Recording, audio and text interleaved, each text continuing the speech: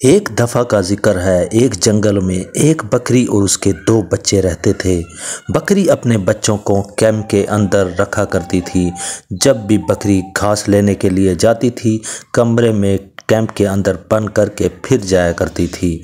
बकरी अपनी खुराक इकट्ठा करने के लिए और बच्चों के लिए ताज़ा घास लेकर जाया करती थी। जैसे ही ताज़ा घास लेकर बच्ची कैंप में पहुंचती थी तो कैंप से फ़ौरन बच्चे अपनी माँ की आवाज़ सुनकर जल्दी से बाहर निकल आते थे और देखकर बहुत खुश होते थे और आपस में खेलते थे। एक दिन जंगल में भेड़िया आ जाता है।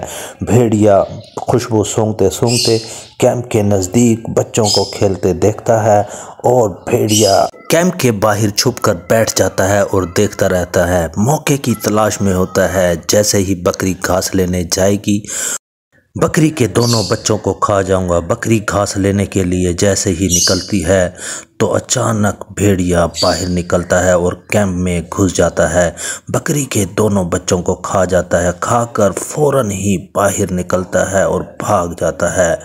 बकरी जैसे ही घास लेकर वापस आती है तो उसको अपने बच्चों की आवाज़ सुनाई नहीं देती। बकरी बहुत परेशान होती है और कैंप के अंदर जाती है फौरन और गुस्से से बाहर निकलती। बकरी को भेड़िए के पाँव के निशान नजर आ जाते हैं, लेकिन अब बकरी भेड़िए की तलाश में निकल जाती है। आगे जब जंगल में जाती है, एक लोहार मिलता है। लोहार को बकरी बोलती है कि लोहार, मेरे सींग तेज कर दो, बहुत ज़्यादा तेज कर दो।